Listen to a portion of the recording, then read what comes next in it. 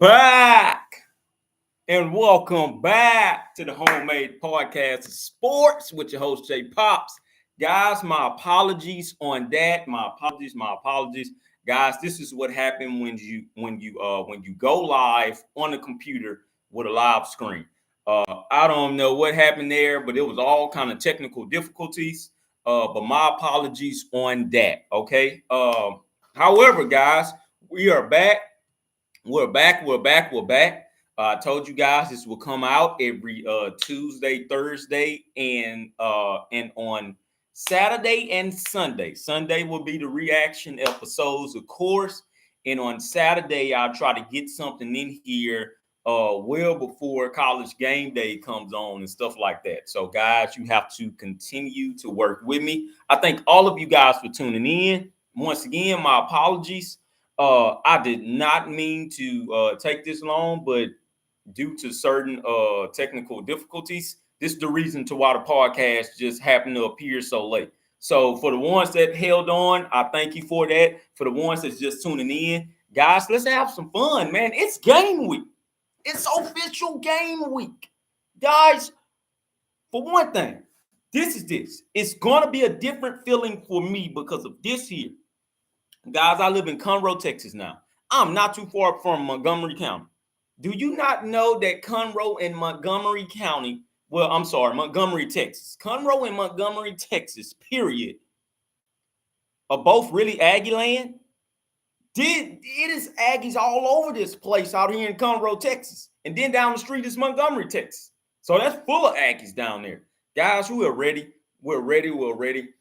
This is going to be my first time, of course, of watching a actual football season inside of my brand new neighborhood that I live in and inside of my brand new house that I've been blessed with me, my wife, and kids, okay?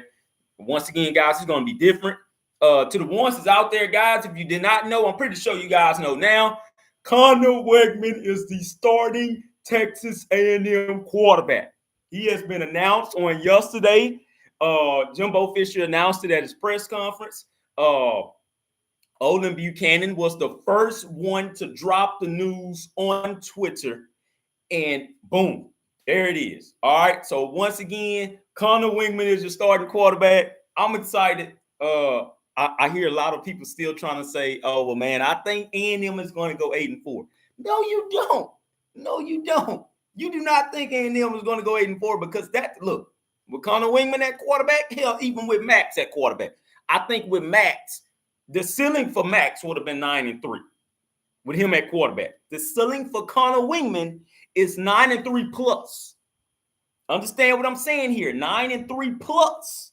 Okay? So, guys, we're going to be seeing a lot. And guess what? Just like I said, it's official game week. Big Ten, look, I'm going to be looking at you, but everybody would know what this means when this comes on.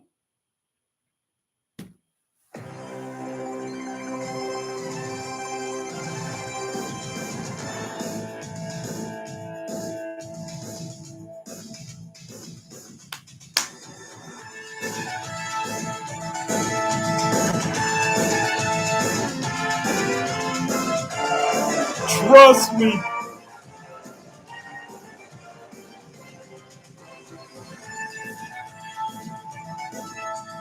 Once again, Big Ten, yeah, we see you, but everybody knows what that means when it comes on your TV, okay?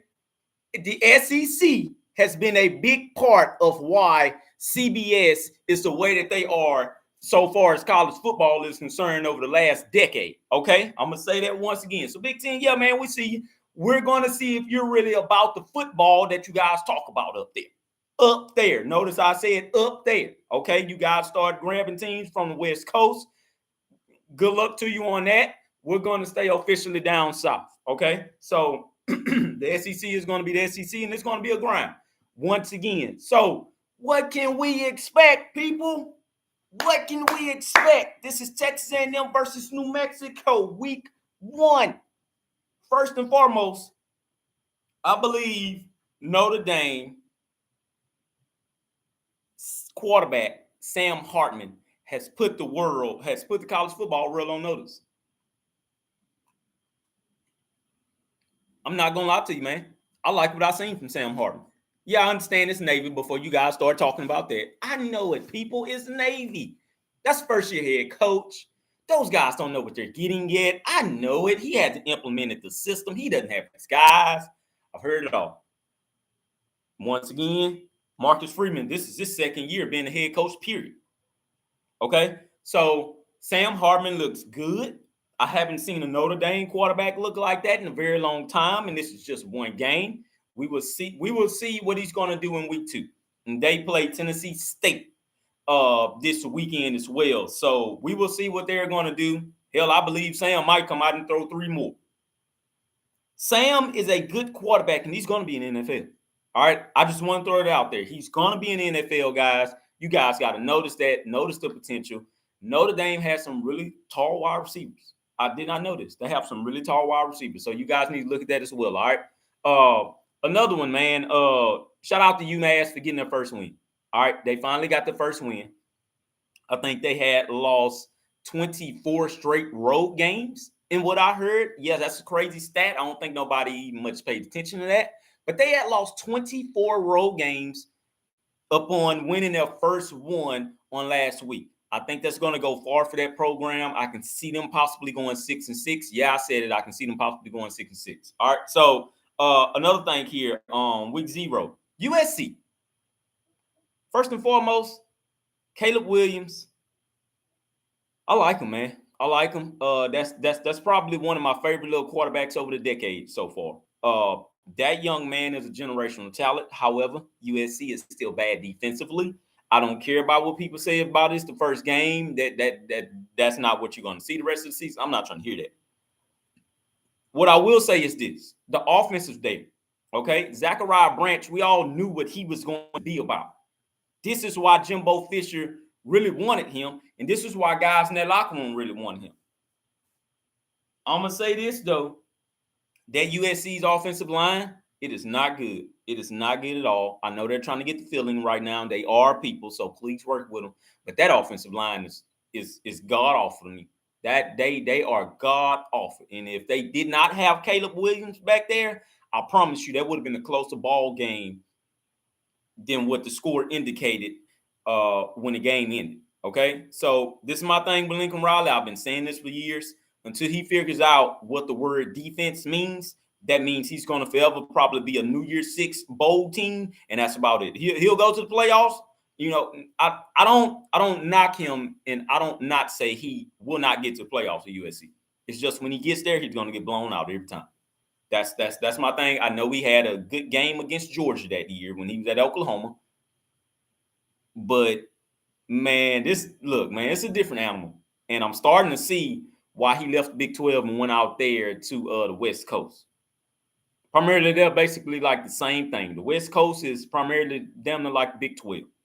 It's no defense. It's no defense at all. Nobody plays it out there. And that's the reason why he went out there. He wasn't going to come to the SEC because I do honestly believe that he wouldn't have won like that in the SEC. That's me. That's my personal opinion. But we'll move on from this. All right. Now we're going to really, really get into it. So, guys, what are we talking about here? This is the Texas A&M offense versus that new Lobos defense. All right, first and foremost, who's on the Lobos defense that you really know of? Who? Please name some names because I know you guys do not know. But I will throw a couple of names out there for this defense. So the guys to watch here.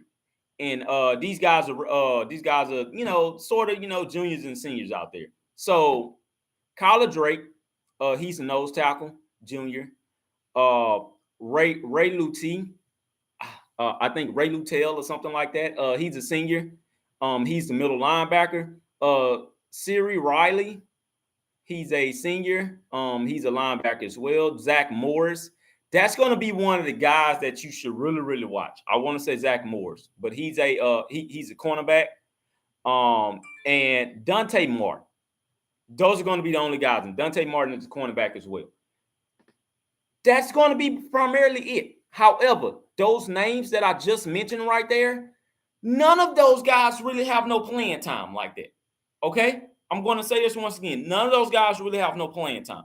So you have a I'm not going to say a veteran offense coming back, but you have an offense that played all last year coming back to play this year for Texas A&M.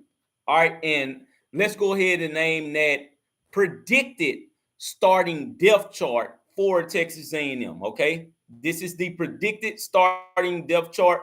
I did not say that this is the official depth chart before you guys go out and say something that I didn't say. So wide receiver X is going to be Evan Stewart. Everybody knows that Evan is starting. Wide receiver Z, this is a predicted depth chart. Once again, Noah Thomas. Wide receiver slot, they have Anaya Smith, and the second is Moose Muhammad. I can honestly see that happen. I can see Moose playing number 2, but I can see him and Anaya's rotating so much. Okay, so once again, Evan Stewart, Noah Thomas, and Anaya Smith should all be the 3 starters there. If Moose comes out, that's not going to be a shocker, no surprise, only due to what Moose done on last year, and Moose has a chemistry with Connor Weigman. Okay, guys, so man, we all have to know this. Will that be good enough? Yeah, I think so. Okay, that will be doing good enough. So let's talk about this offensive line. The offensive line has to gel together, but who will actually be on that offensive line? From what I'm hearing right now, it looks like Chase Basantis might be starting this football game. I'm going to say that once again. It sounds like Chase Basantis will be starting this football game. No, that is not crazy. That is not a shocker at all. But he may just start over Trey Zoom. However, I believe it will be a battle between him and Trey Zoom. But from what I'm hearing in Cam details, it looks like Chase Basantis might just grab this starting spot. Okay. Cam Dewberry, I know we haven't heard that much from him, but I believe Cam starts that left guard spot. And for the ones that did not know, Trey Zoom and Chase Basantis are the left tackles. Okay. So offensive center. From what I'm hearing, once again, it sounds like Mark Nabo might just start at center for this game in particular. Not Bryce Foster. I believe they're trying to just work him back in the lineup. Once again, they're trying to work him back in the lineup. And I think Mark Nabo may just go ahead and get the nod in the start. Right guard, Leighton Robinson, I don't think we need to just really speak on that. Right tackle, Ruben Faldry, he will not be starting this game. I think he's still rehabbing an injury. So they want him to fully recover. The right tackle that I will go with, that they may just slide over there, and you guys got to hear me out on this one. It may just be Jordan Moko, or it may be Hunter Erb. I don't believe anybody has really heard his name like that, Hunter Erb. I believe Hunter Erb will be really good. He is more like the forgotten person. But I just believe Hunter Erb has that dog in him. And once again, guys, this is only game 1. So it's not going to be the starting lineup for the rest of the season. All right, you guys have to remember that. But we do have returning starters. The offensive line was one of those big main factors into the returning starters. Okay. At tight end is Max Wright. That's not a shock there. I expect Max Wright to come back and start because he's a senior. I know we're going to go off talent, but the next person up after him is Jake Johnson. I expect Jake Johnson to get a lot of snaps in this game, and I expect for us to finally see what Jake Johnson has going forward. Of course, Connor Weigman is the starting quarterback. I don't believe we need to talk about that one. And guys, please tell me if that screen is going black or not. I don't believe it is, but I'm going to just pull up something here and just make sure that screen isn't going black. Once again, I don't believe the screen is going black, but I just want to know if it's going black or not. From what I'm looking at, it's not going black. And just tell me if I'm freezing up or not, okay? But I don't believe it's going black like that. All right. So shout out to everybody. Shout out to Ronnie Barker checking in from Tokyo. Man, I love it. I love it. And if I'm not mistaken, I was looking at some stuff on Texas A&M, and I see a lot of you guys checking in from Tokyo, man. That's amazing to me. We have a lot of Aggies up there in Tokyo. That is crazy. So once again, Connor Weigman is starting quarterback. Second string is Max Johnson. They're listing him as a senior transfer, but I do believe that Max will stick around. then again, man, Max may be gone after this season. He may transfer to somewhere else. I hope not, but if he does, hey, with all credit to him, man, hey, go and do your thing. But Marcel Reed is up next after Max Johnson. If we can see Max Johnson and Marcel Reed play a quarter apiece, I believe that explains a whole lot at that quarterback position, and that explains what we're going to do offensively. If we can blow these teams off the field in the first half, then we should be pretty damn good going forward. Okay, we should be pretty darn good. They have Amari Daniels starting at cornerback. Once again, this is the predicted depth chart. This isn't official. Amari Daniels, he should be the starter. I'm going to go with Amari too. Amari should be the starter. After that, Le'Veon Moss, and after that, Ruben Owens. I believe all three of those guys will get a chance to shine in this game. I do not see it going away where these guys don't get a chance to shine. Okay. I really do believe in this running back room. This running back room is one of the most talented running backs rooms that we've had in a very long time. A lot of people can tell you different, but this is what it is. In the actual new era of Jimbo Fisher, this is one of the most talented running backs room that he's had since A-Chain and Isaiah Spiller. The guys that he has now that's in that running back room, one of these guys is a 5-star recruit. We haven't had a 5-star recruit running back in 10 years. It has been an entire decade since we had a 5-star running back. So we got him. We got Le'Veon Moss. That's very, very good. And if you guys don't remember, when Le'Veon Moss was recruiting, he's a part of that 2022 class, by the way. He was, I think he was like the 4th best running back. And that guy was ranked at like number 80. It's either 80 or 80 through 85. I know that for sure. But also with Amari Daniels was one of the more elite running backs to come from out of Florida in that 2020 class.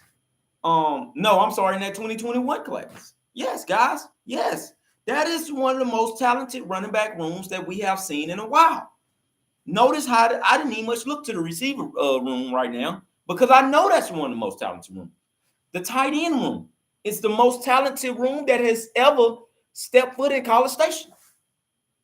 That says something. That tight end room has elite athletes. Okay, Max Wright, he's a senior that has a veteran presence. Jake Johnson, he has a little bit of experience. He played a little bit last year, but he was banged up. Okay, we have Jordan. We have Theodore Melino Armstrong. I'm ready to see that guy. So if we can mix in about 3 guys, if we can get all the way to our 3rd depth chart, which is the C team in this game against New Mexico, and look, no disrespect to New Mexico, it's none at all. But New Mexico doesn't have the players that Texas A&M has. Okay, the same thing can be said for Appalachian State before you guys come in here with that nonsense. I know this already. Okay, but the same thing can be said for any team.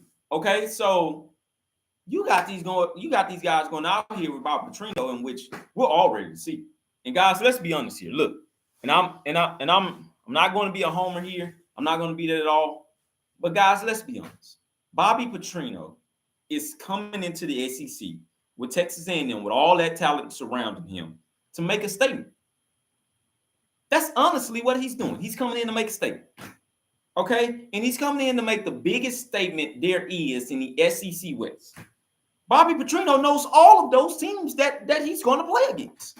Jimbo Fisher knows all of those teams he's going to play against. Evan Stewart, Anaya Smith, Musa Muhammad, those guys know the teams that they're going to play against. All right? So it's indicative for those guys to come in and do what they have to do in this first game. New Mexico is the first opponent. I expect Texas A&M to go in and dominate in the first quarter alone and put up 21 points. I believe Jimbo Fisher is telling Bobby, put up 21 for me so we can shut everybody up. I honestly believe that. I believe Evan Stewart and the rest of that wide receiver core, and as well as Connor Weigman in that entire offensive room, is pleading their case to Jimbo Fisher and Bob Petrino right now, saying, hey, we want to score 21. If we have not scored 21 in the first quarter, I believe that we have made a disappointment to ourselves. I honestly believe that. I believe this team is capable of doing a whole lot of things of what we have not seen in 5 years. All right, Jimbo is going into his 6th year. I believe this team is capable of doing a whole lot of what any Jimbo Fisher's Texas A&M team has done for him in the last 5 years. I believe year 6 is the golden year. And then I believe year 7 is the more dominant year. But I believe year 6 is the golden year. Yes, I do believe that they can get in the playoffs this year. This is the last round of a 14 playoff. Make your statement. A lot of people still steady forget that Jimbo Fisher played in the playoffs before, man. He has been to a playoff game. I don't believe this team will be 5-7. I just honestly don't. But that isn't what we're talking about on today. We're sticking to the subject of that offense versus that defense. I believe this offense will be top 20-ish when it's all said and done going into week 2. I believe they will have a top 25 offense going into week 2 against Miami. Okay, now, of course, the real test is going to come against Miami. What can they do out there in Coral Gables? We will see. We will see, but we got to get through the first test. The first test in New Mexico, like I told you guys once again, those guys that are playing on that defense for New Mexico, they're also stepping in unknown territory. They haven't played yet. Those guys played a couple of snaps. That's it. The offense that's getting out on this field for Texas A&M, those guys all played last year. Amari Daniels, he played last year, which is the running back. Evan Stewart, he played all of last year. Connor Weigman, he played the last 6 games. Okay. Tight end Max Wright, he's been playing ever since he's been there.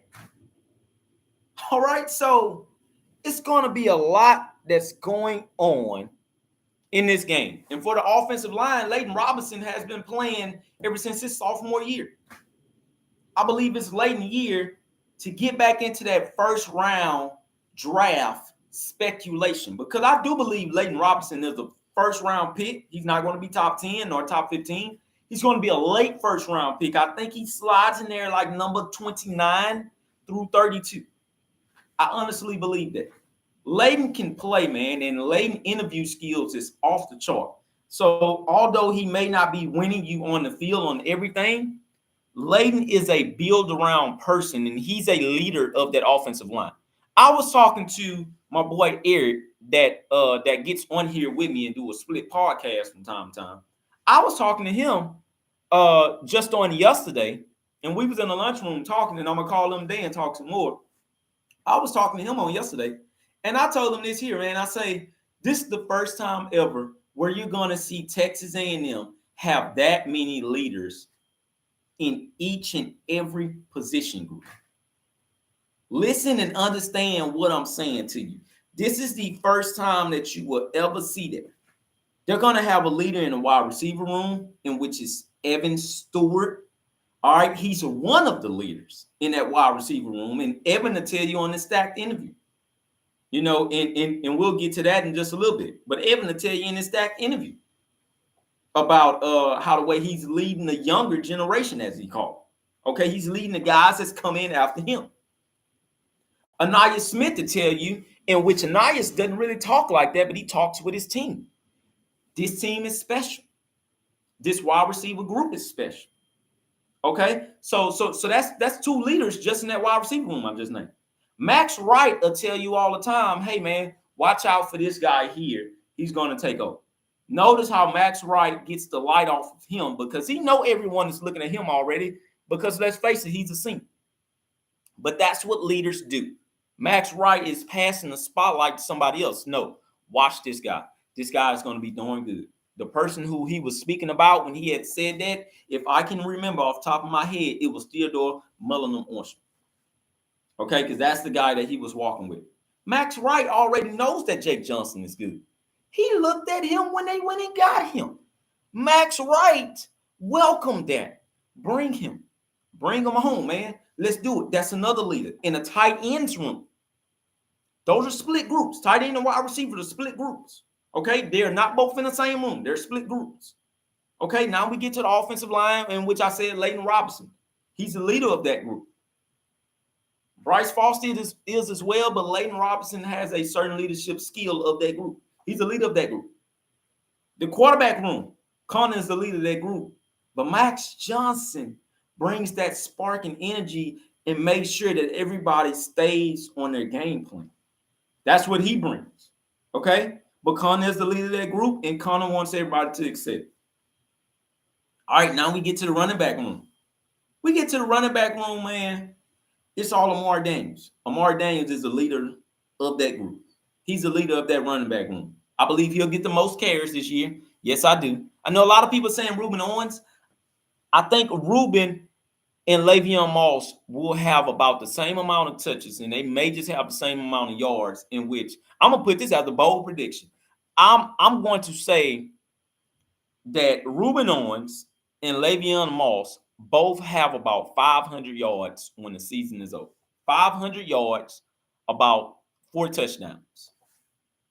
Okay? I'm going to say that once again, about 500 yards, 4 touchdowns apiece. Now, of course, that prediction there ain't going to be right. Somebody's going to have more touchdowns. All right, but I'm going to say 500 yards for those guys. And I'm going to say about 1,000 yards for Reuben Owens. Now, notice what I just said, man. That's about 1,500 yards. You know, no, I'm sorry. That's about 2,000 yards that I said for that running back room. That's a lot of yards for running back. And one person having about 1,000 yards. I honestly do believe that. I believe that. I believe in that wide receiver room. That wide receiver room is going to go crazy this year. Somebody is going to eclipse 1,000 yards. And I believe it'll be Evan Stewart. I believe Evan will have almost about 1,000 yards probably when it gets about the 8th game. That's a bold prediction. All right. And I said a lot of this on last year, but I've noticed one thing, guys. I was a year too early. I was honestly a year too early. And I hate that. I hate that. I hate that. I believe this year is the year in which what I said on last year actually comes into fruition on this year. Okay. I know a lot of people looking at it like, man, they just went 5-7, man. You don't honestly think that. Yeah, I do. I do. So, guys, let me read a couple of these comments. Todd Clark, I want to see more 4-man front instead of 3 on Saturday. I believe we all would get our wish with 4-man front. Hell, even Odin Buchanan has went on there on Texas and he's ranted a couple of times about that 3-man front going into the 4-man. They need to be 4-man front. And I honestly believe him on that. I believe him. I believe it'll be a 4-man this year. I believe DJ Durkin does have the guys that he wants to use on that 4-man front. I believe Elijah Robinson as being the assistant. I believe he's the assistant head coach, if I'm not mistaken. I believe Elijah Robinson has got that defensive line right. Do not be shocked if you see DJ Hicks in this game. I want to see that guy in this game. He's going to be in there, and I'm going to say he's going to be in there halfway through the third quarter. When that half mark of the third quarter, he'll be in there for the rest of that game from the third to the fourth quarter. And, man, I believe DJ Hicks will make an impact. I believe he will. I believe he'll be in that starting rotation, too. I'm not going to lie to you. Walter Nolan is a guy to watch as well. But I'm going to come out with the offense versus defense on Thursday. I believe Walter Nolan will make the biggest impact in this game. I do. I honestly do, man. I believe Walter was the number 2 player in that class for a reason. I believe this year he actually shows why he was that dominant player in that class. Understand this, though. It's a lot more dominant players after him that was in that 22 class. It was a lot more players that was dominant like him in that 2021 class that we have on that line, in which I'm going to talk about Shamar Turner. I believe Shamar Turner will make an impact. Even before Shamar Turner, it was the 2020 class with Fidel Diggs. Fidel will make an impact. I believe that, man. Fidel Diggs is my favorite defensive lineman. And he's been my favorite defensive lineman for the last 2 years. I had to get a lot of people on board to knowing who Fidel Diggs was, and he made an impact on last year before he got hurt. That's what I'll be telling you guys, man. Watch the names that I'll be talking about. I saw these guys when they were all getting recruited. Fidel Diggs is from New Jersey. I knew that he was real good because Elijah Robinson went up there and he handpicked that guy. He went up there and he handpicked him like, nope, I want him right there. Give them to me. And when he got the scholarship, Fidel Diggs didn't do nothing but just accept the scholarship and commit it not too long after that. Why? Because of Elijah Robinson. Okay, and because of Terry Price. God rest his soul. This season is dedicated to Terry Price, by the way. I want a lot of you guys to know that, man. This season, I'm going to say is dedicated to Terry Price. All right. And I believe that they're going to make him very, very happy when this season is all over with. Okay. So CA Angler, howdy pops, howdy to you as well. The team goes as far as the health and domination of the offensive line. And if defense isn't on the field all the time due to the offense not moving the ball, it is that simple. That's true. That's true. That is honestly true. I'm not going to disagree with that. Once again, I believe this offense will put together some long, sustainable drives, and it's going to be some drives in which we haven't seen in a long time, man. We just haven't. All right. Trenton White, I watched film last night from the LSU and Aggie game last year. Laugh out loud. Lots of good things to take away from it, especially with the O-line and D-line. I did see a lot of freshman mistakes by Shamar. Yeah, by Shamar Stewart. Yeah, of course. So understand this with Shamar Stewart. That guy is big, man. He's big. So Shamar really had to develop into his college weight. On the high school level, he was able to move around athletically all over the field. I'm not saying that he didn't do it last year, because that's a lie. It's just you can tell that the game speed was passing him up as opposed to what he saw in high school. And if you listen to Shamar Stewart interviews with Texas A&M, he'll tell you that.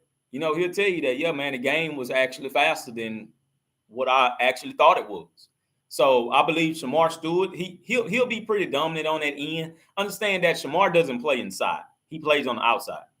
So he is going to get a hold of those edges this year. I believe against New Mexico, we will get a glimpse of it. But I honestly believe that DJ Durkin won't keep all those guys out there for long. All right. He does not want those guys out there for a very long time. We'll see Shamar Stewart highlight reel when he goes out there to Miami, because his entire family is going to be at that game. No, I have not talked to Shamar Stewart about this, but these are some things that I honestly know off the top of my head. That guy's whole family is going to be there. Amari Daniels' whole family is going to be there. It's a lot of guys that's on this team from Miami, man. I mean, that's from Florida, period. And a lot of those guys are going to make that trip to Coral Gables to come and see the Suns. Okay? So you guys have to know that. Like I say, Jimbo Fisher will forever recruit the state of Florida. He loves that state because he was there for so long. That was his first ever head coaching gig. He loves that state. He's been recruiting that state ever since he was at LSU as an offensive coordinator.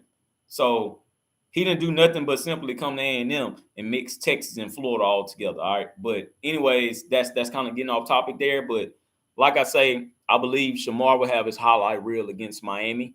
He wants to play that game bad, and he wants to dominate that game. So I do honestly believe DJ Durkin is going to let him have it. All right. So moving along here, Stewart on the D-line. And at times, Coach Robinson had an all-freshman D-line lining up against the LSU O-line. Note, Campbell from LSU at offensive tackle in his wins versus most of our defensive end young guys, excuse me. Our guys should take that personal and out on Campbell, the LSU O-line, and all other O-lines, their ASS this year. Let's go Ags. Yeah, so I agree with you. I believe that this defensive line will eat up a lot of offensive lines this year. They will eat them up like crazy this year. I believe this year you will finally see something similar to that defensive line back in 2021.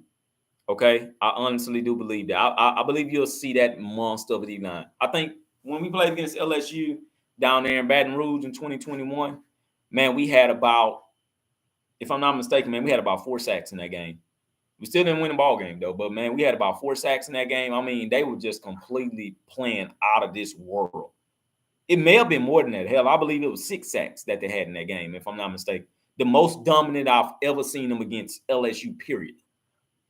And, man, they just took it to them. They just completely hammered them. But even before that, in the games leading up to that Alabama game, they had about 3 sacks in that game.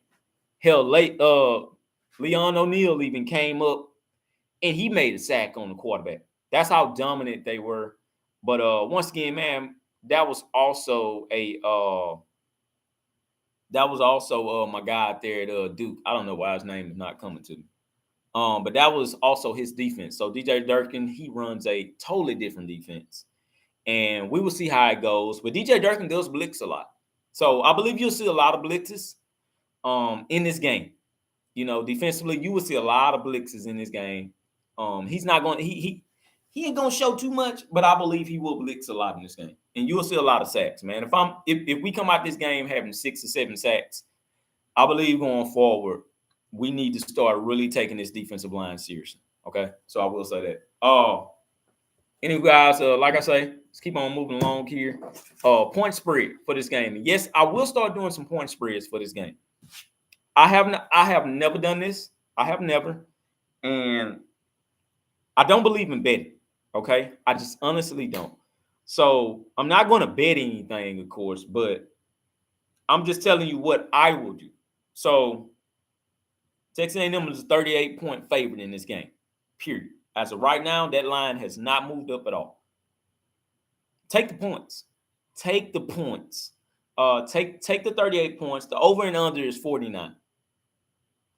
So understand this. Texas A&M is a 38-point favorite. If Texas A&M goes out there and scores 49 and just leave it at 49 to nothing, Texas A&M has won. No, Texas A&M has covered the spread, and Texas A&M has also covered the over and under. This is a bold statement, man. This is a bold statement because, hell, we haven't seen it. We just haven't seen it. We haven't seen this team score 50-something in like 3 years. We just have not seen it. I'm going to go over. I'm going to go over because of Bob Petrino, and I'm going to go over because of that wide receiver core, and I'm going to go over because of Connor Weigman. That's how much I believe in these guys. And yes, that may be a homer pick to you and stuff like that, but I'm going to go over, man. I'm going to say that Texas A&M wins this ball game. Here we go, guys. It's time for predictions. Time for score predictions. I'm going to say Texas A&M wins this ball game 52-3. I'm going to honestly say that. I'm going to say they score 52, New Mexico 3. I hope I'm right. I honestly hope I'm right. But I'm going to say 52-3. I'm going to say Texas A&M goes over, and he also covers the spread. Okay? I'm going to say that, man, and I honestly believe in that, okay? So, Marshall B, late to the podcast today. Do you think we will have Evan, Noah, and Anaya starting at wide receiver? Or do you think that Moose will be starting over Anayas? I do think that Moose will be starting over Anayas. And I believe that they will work Anayas into the ball game. And you got to understand that Anayas Smith will be returning kicks this year, and he'll be returning punts this year. You know, basically the same thing he had been doing, but he'll be on the kickoff return as well. I think Ruben Owens will be on the kickoff return team as well. So you guys got to watch for that, man. But Anayas will get in there. I believe we will run the 4-man wide receiver set. I ain't going to say most of the time, but we will run that more than often this year. And you will see Anayas out there with Moose, Noah, and Evan Stewart. I do believe that they will switch it up. And they will have Raymond Cartrell out there as well, man. You guys got to be looking for these guys. Raymond Cartrell. I believe his name is Jaheed. What's his name? Jaheed Henderson or something like that. Golly. I'm going to have to go to that depth chart, man. I'm going to have to go to that roster. I'm going to have to go to this roster. But I believe his name is Jaheed or something like that, man. And I don't want to pronounce these guys' names wrong. But let me look at my guys here. But man, we have some ballers. We have some ballers at these position groups. Jordan Anthony, I believe his name is no, not Jordan Anthony. I'm sorry. Let me go to him. Chase Burton. Raymond Cartrell, already named him. Where are my other wide receivers, man? The transfer wide receiver from Kentucky. That's another guy that I'm looking at as well. I just don't know his name, man. Oh, Jaheed Walker. That's the other transfer guy from the JUCO. Be looking for him to get in this ball game. Man, the film that I had seen on him, golly. If you guys haven't seen a couple of clips of that practice video, I advise you guys to go and look on that TexAgs on the Twitter or just look on TexAgs period, man. Man, these guys are good. And look, I'm seeing Walker's like 6'5", correct? He needs to be in there. Walker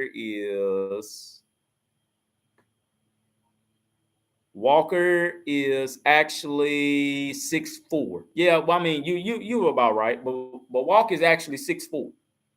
He's 6'4", about 210 pounds. That is big for a wide receiver.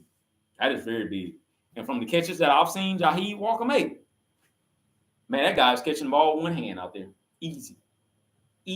I believe he comes in the second half. Easy. I believe Evan would get taken out as soon as he scores probably first touchdown and get about 75 yards. I don't expect Evan to have you know what? If Evan comes out and they just bombing the ball to him, 50 yards here, 50 yards there, 2 receptions, 100 yards, 1 touchdown, take Evan out. It's no need to play him. It's no need to play him like that. For what? At this point, man, we're just trying to let Evan is having fun. It's no reason to play him anymore. Because you got the ball game in your hand. All right, so remember that. So, guys, look, so extremely excited to have some big targets on the outside. Seems like we have been missing that the last few seasons. We have, and I understand what Jimbo Fisher is trying to do. A lot of people are going to hate me for saying this, but Jimbo Fisher is trying to take this team back to how he had it at Florida State, depth-wise, with how tall the wide receivers are, with his running backs, the offensive line, and which has been the biggest issue with Jimbo Fisher.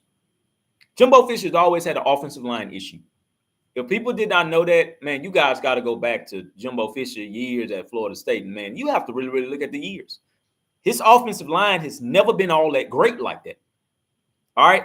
I do think he wants to change that because he know that that's a plague on him. That is a big, big plague on him. And that's the reason why he has lost so many ball games. He doesn't have an offensive line that has just really, really played out of this world, except that 2020 team. And he hadn't had a quarterback that just played out of his world. All right, so that's 2 things that's going to kill you right there. No offensive line, no quarterback play. You got to get that shored up. You got to get that shored up sooner rather than later. Okay, so I believe Jimbo Fisher, once again, I believe he's trying to take it back to how he done it at Florida State, but he's trying to make it better. All right, so I honestly believe that. Also, I just want to throw this out there. If you guys are telling me, including myself, telling me that Quinn Ewers in Texas, along with Steve Sarkisian, is going to win the Big 12 this year, in which Sark hadn't won over 8 games in his whole career. Quinn Ewers hadn't even started the full season, period, yet. If we're all going to believe that Texas can make the Big 12 championship and win it, then why can't we believe that Jimbo Fisher and Texas A&M with Connor Weigman, in which started the 6 games, I will say, he missed the Florida game, but started those 6 games and was pretty good on touchdown to interception ratio. Why can't they do the same thing? Because they're in the SEC. Alabama's in the way, Georgia's in the way, LSU is in the way. Guys, I know all of that. Jordan Anthony, that's the guy. Yes, guys, I know all of that. But if we're going to say that Texas can do it, damn it, Texas A&M can do it as well. It's no excuses for none of the programs not to freaking get to their conference title games. I'm sorry. It's no excuse at all.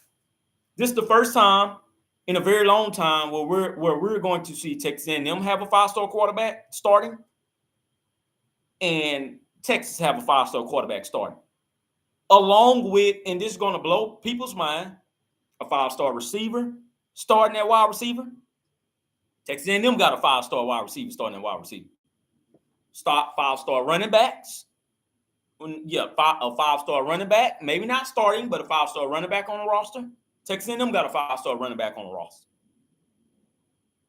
Okay, I'm just talking about all offense. However, the Texas offensive line may be better than Texas A&M's. I'm going to say that. I know that. But how are we going to say they're going to make it? And Texas A&M is not. Well, because they went 5-7. So what? All right. Texas went 5-7 as well. So that was Sark's first year. I hit it all the time. Okay, this is Jimbo 5th year. Yeah, guys, we know this shit. Was it meant to happen sooner rather than later? Yeah, it was.